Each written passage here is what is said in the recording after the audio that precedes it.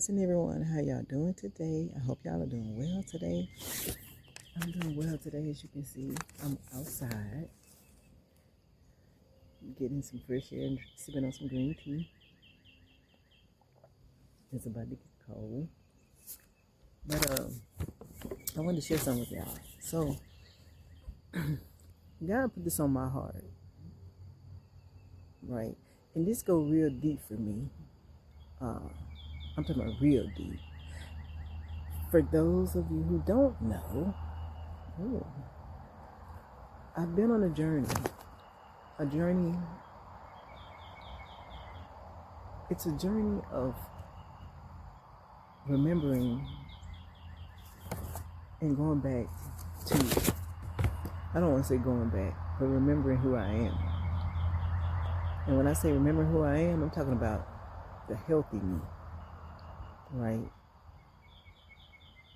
It's like I was lost and now I'm found type of me. So I wrote these affirmations down.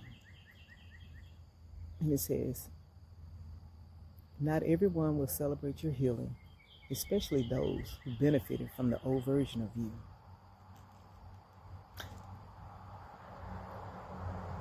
This is about narcissism. And this subject is an uncomfortable subject for me. It really is. I really realized that being on my journey, my health journey, not just my physical health, even though that's important too, but me understanding why I am the way that I am, or why I was the way that I was, and why I was attracting certain people in my life, right? And I've created a video. It's old now. That's been a little while, but where I was talking about people that I was in relationships with that were narcissists, right? Or they had narcissist traits. Now, some people think narcissism is like a disorder. I'm not saying yes and I'm not saying no, but I on this journey, I had to try to understand myself and understand why I did things the way I did. When it pertains to, relationships, to myself, why I looked at things the way I looked at them. So the other day, and I know it wasn't random that I started thinking like this. I was thinking about when I was younger, and how my daddy, he never whooped me. The whooping would always be from my mom. And my mama, and I don't mean no disrespect. But when you talking about healing, sometimes there are uncomfortable truths that you have to speak, right, in order for you to heal. So like I said, my mama, she was real vocal. She was like the boogeyman. She was like the boogeyman for me. Because when she would get mad, not only would she whoop us, you know what I'm saying, but she'd be vocal, and it was scary, As a child, it was scary for me. And so, whenever I thought I was going to get a whooping, well, let me say this.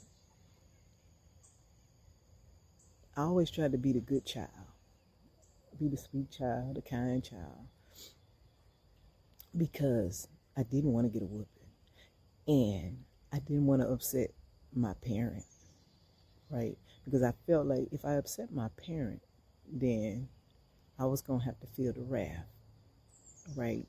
And over time, I became a people pleaser. And I would ask myself, like when I would be in relationships, how I would contort myself to be what the person wanted me to be, or why I would accept, you know, certain behavior, whether it be physical or verbal or emotional, why I would accept it.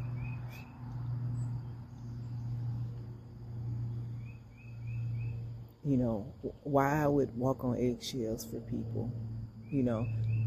But I understand now that it was like uh, it was a mechanism. Like, it was like, okay, in order for me to stay safe, then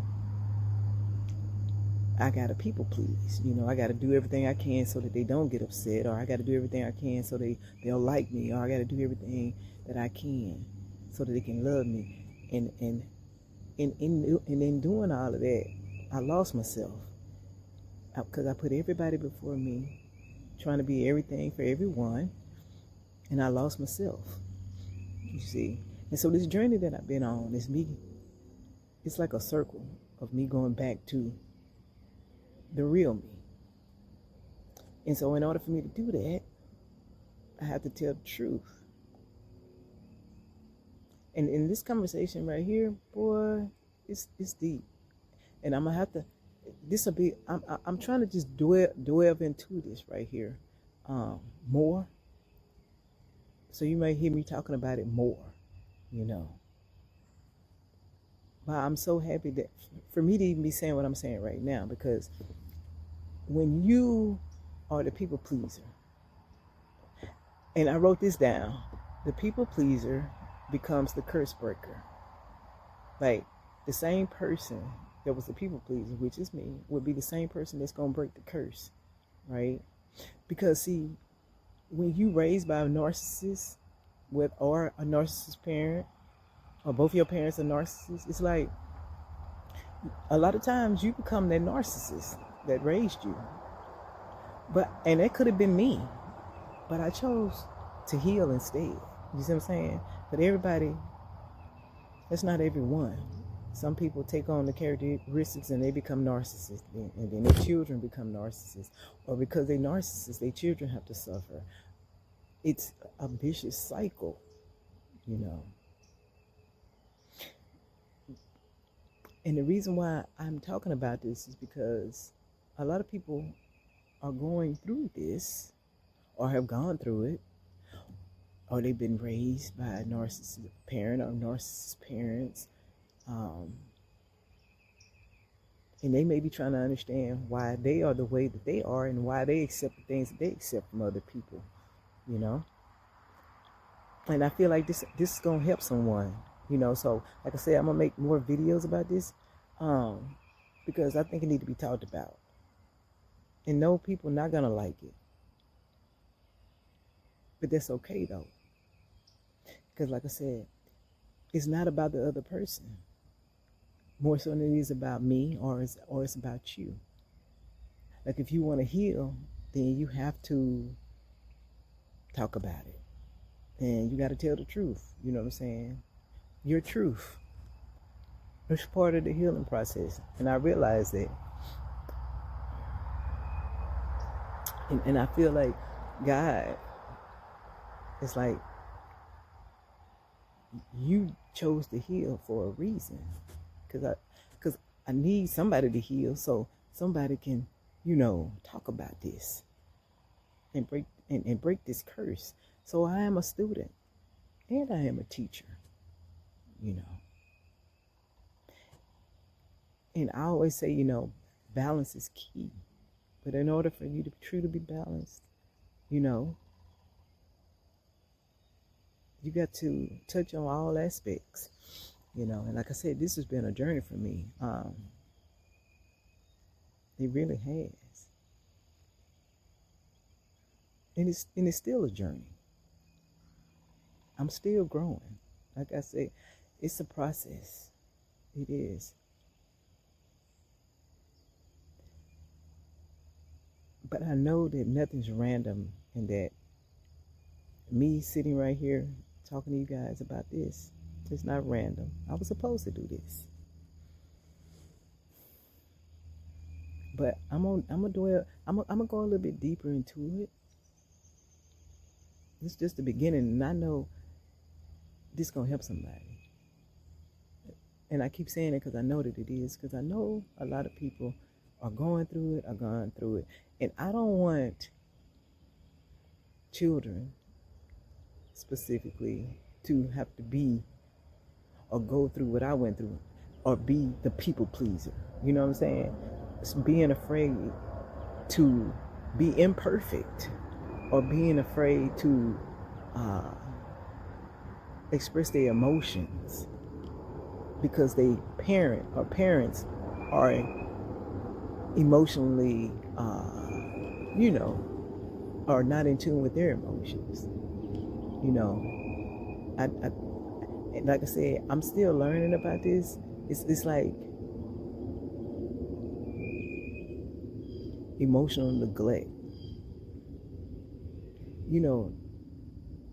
and but anyway, I don't want to go too deep because that's another conversation. But let me just also say too that narcissists, they ain't always your parent. It could be your brother, it could be your sister, it could be your cousin, it could be your coworker, it could be your friend. You know what I'm saying?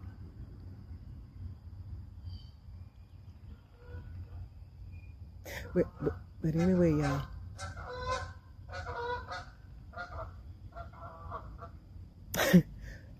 But anyway, y'all, I want y'all to have a beautiful freaking day, because today is a freaking beautiful day.